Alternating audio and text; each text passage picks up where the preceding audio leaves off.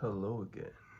It is I, here to grace your screens with my presence. This video was promised to me 3,000 years ago. I just saw Zootopia 2 today. So, in light of that, we're going to be talking about some animals. Specifically, animals that have transcended the wild and made it to eternity, that is, memes. I'm gonna be going over a couple, but first let's establish some ground rules. Now, what I've noticed is a lot of animals that are turned into popular memes will have certain distinguishing traits or behaviors that helps humans connect with said animal. So let's start with the capybara. It is the largest rodent. It is, despite living in one of the most dangerous environments, with anacondas, jaguars, caiman alligators, the capybara is very successful, and it's like an incredibly friendly animal, as in it has no enemies. You know the Vinland Saga, Thorfinn, you have no enemies. Well, the capybara is the embodiment of that. Aside from jaguars, it's not really hunted by anything else because it's just chill with them. Like, there's literally videos of them riding along alligators, right? And it can swim. It can obviously move terrestrially. Can't climb, so it's not arboreal, but it is the largest rodent. And fun fact, their diets are so fibrous that when they shit, they will reconsume the shit to gain the extra gut bacteria that will help them break down cellulose, which is in like plants. It's a tough molecule to break down, so that's why they do that. Just thought I'd throw that in there. But they're kind of an OG with the okay, I pull up. How about at the after party? You and all your friends, yeah, they wanna unite. Sipping on it, I know you love that Bacardi. Yeah, that song, and it'll just have like a capybara. And I think the capybara is the perfect animal for this meme, because they're so nonchalant.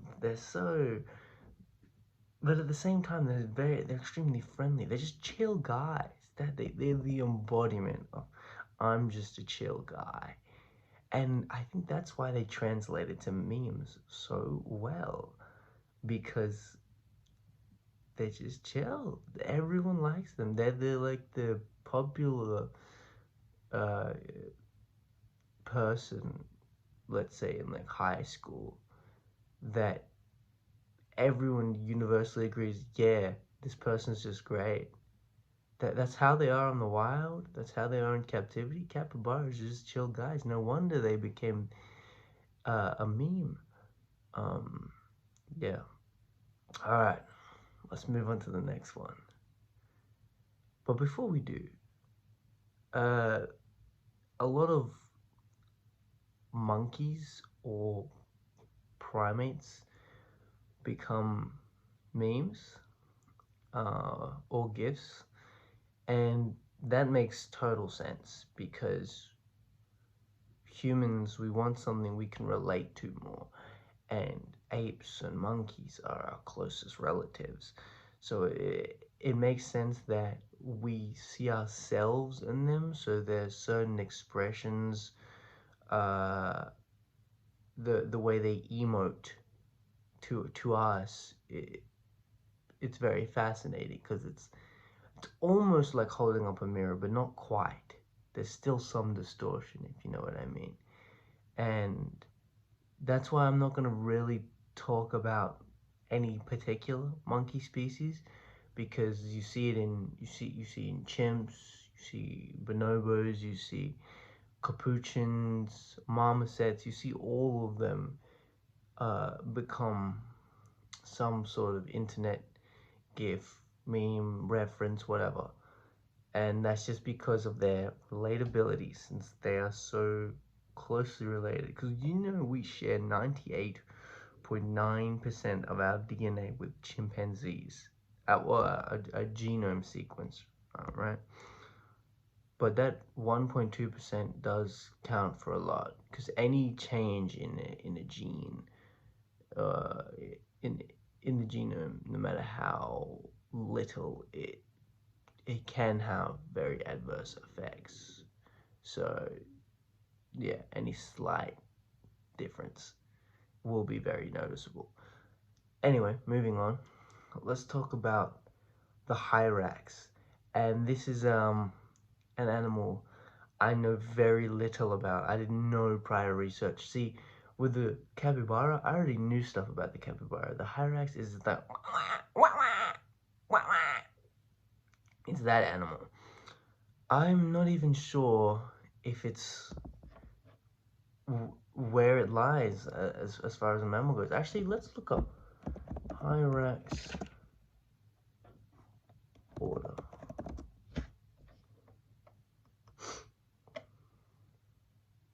Hmm.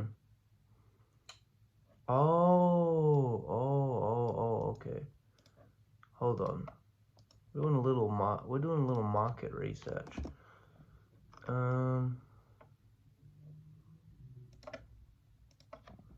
Wait.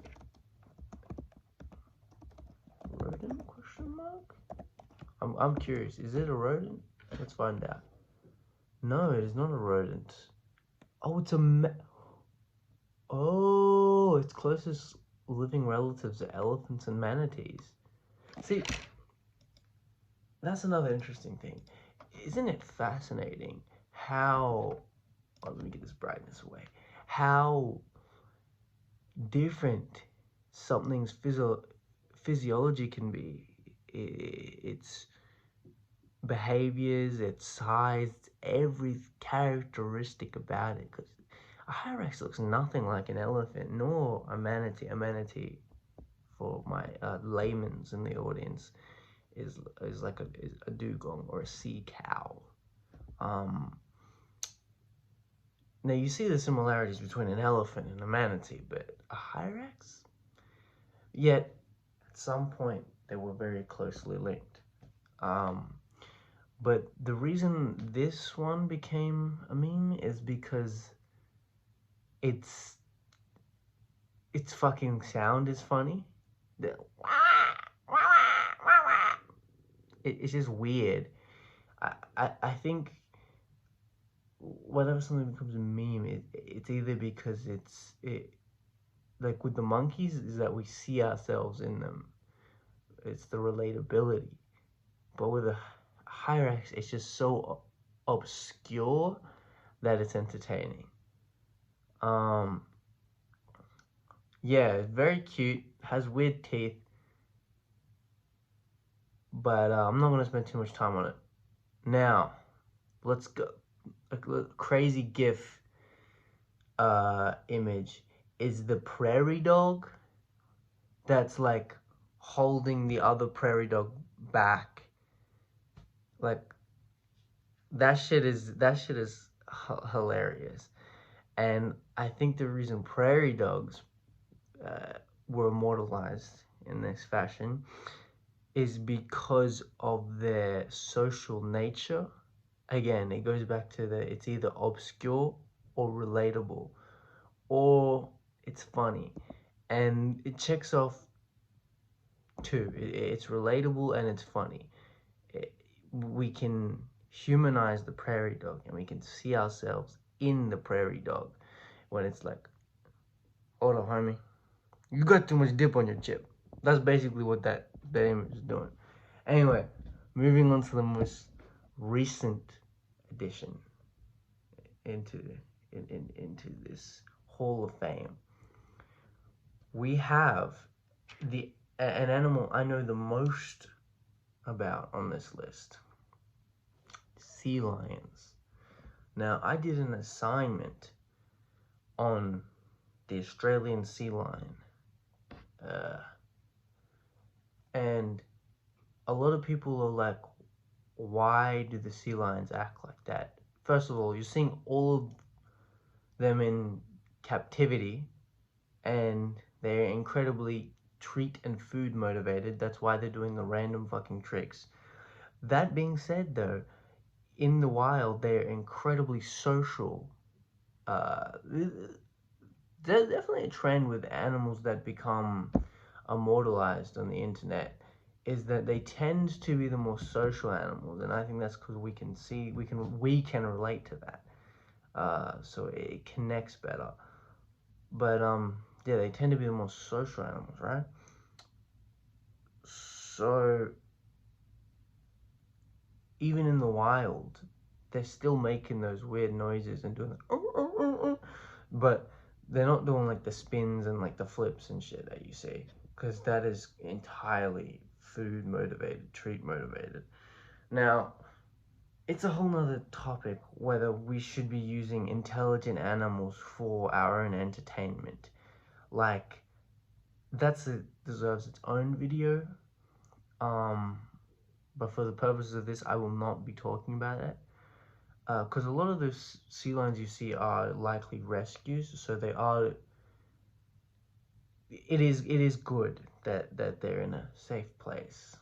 But yeah, sea lions are very cute, very funny, very whimsical animals. You know, I think their whimsy is what has elevated them to recent stardom.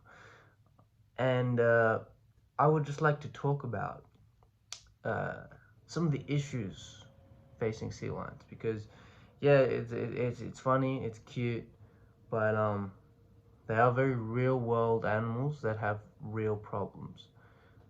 Uh, First issue is that they are case selected, which means they don't have many children at a time, but the ones they do are more likely to survive, yet it takes a lot more energy from the parents to raise them. So case selected is like the opposite of like a cockroach.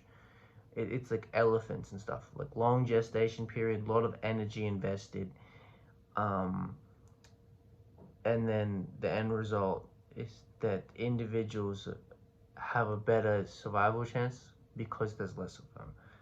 Well, not because there's less, but there is less of them, and they have a higher survival chance. Yet, this means that offspring uh, fatality rates are extremely detrimental, because it like cuts the population size. Now, I can only speak for the Australian sea lion, but a lot of these issues would be indicative of the overall condition of the ocean, and how we're abusing it, right? So sea lions, despite being case selected, have around a 50% infant mortality rate. And this is due, actually, let me just get my assignment up so I can really like lock in to what I'm saying, you know? Because I'm very glad that the sea lion is getting its flowers, because they're beautiful animals, right? Yeah, it's between 40 to 50% infant mortality rate. This is just for the Australian sea lion. I must preface that.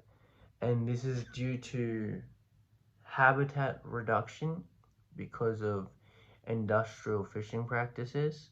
A lot of the pollution that big fishing ships or trawling or just mass fishing, sometimes it will catch sea lions, or it will just completely strip their ecosystems bare of food.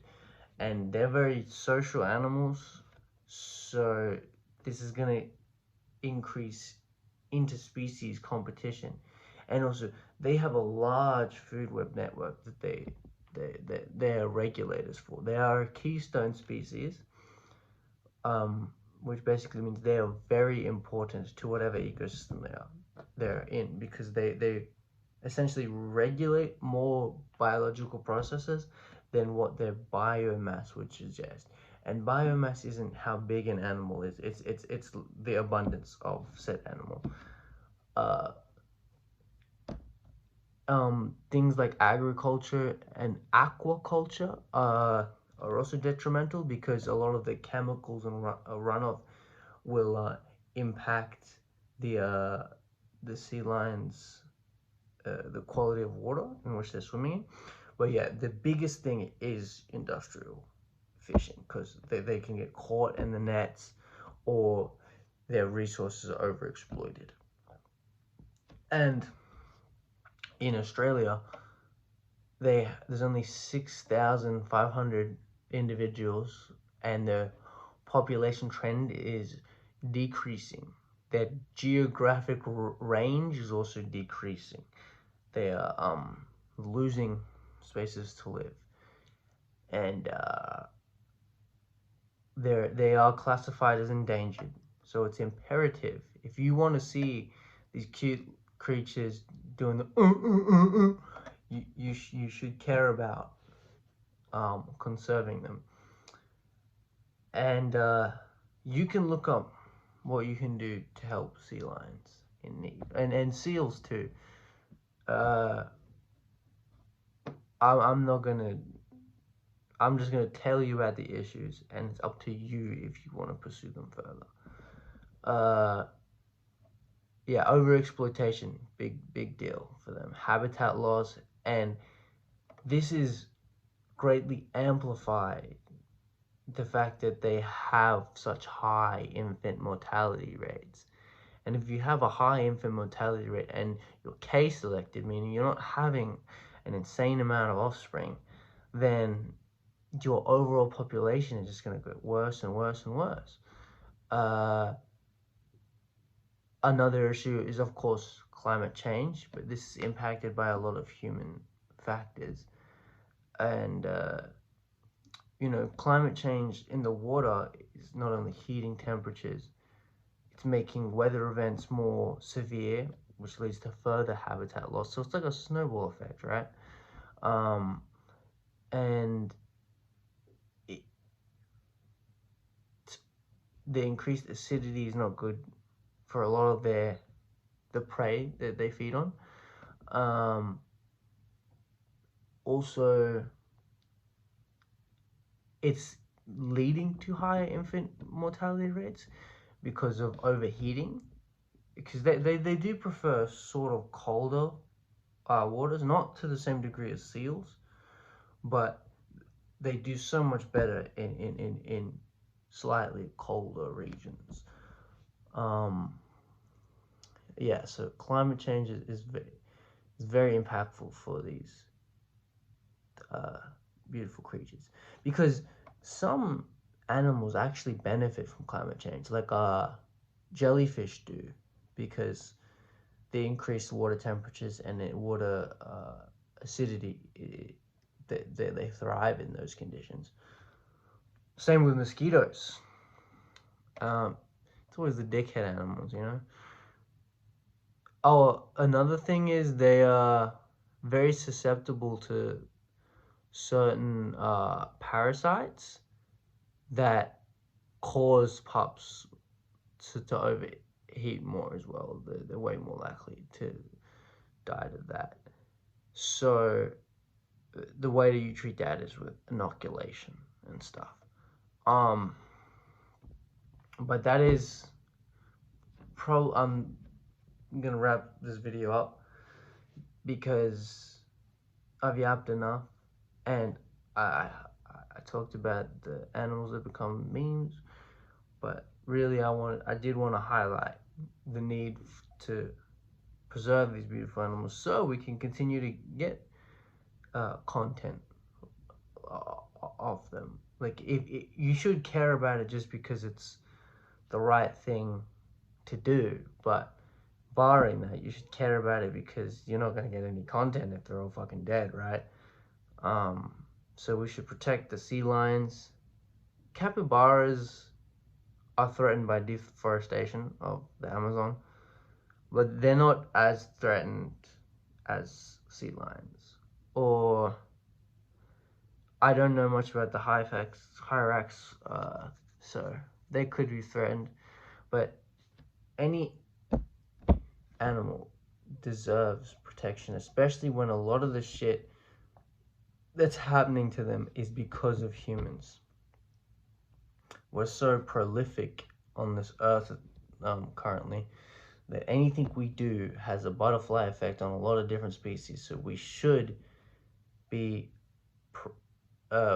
prioritizing minimizing our impact, because a lot of time it's negative. And I mean, you should care about stuff like this because it affects the larger ecosystem, and if the larger ecosystem is affected, it disrupts, you know, hydrological cycles, so like water cycles, and also oxygen a lot of the time, and we need that shit to breathe. Or like it could disrupt the fertility of lands, so that's going to impact our food. So whatever happens to a lot of these animals and ecosystems, it does affect us too. We're not above it. That's what I'll leave you with. Anyway, thank you for listening.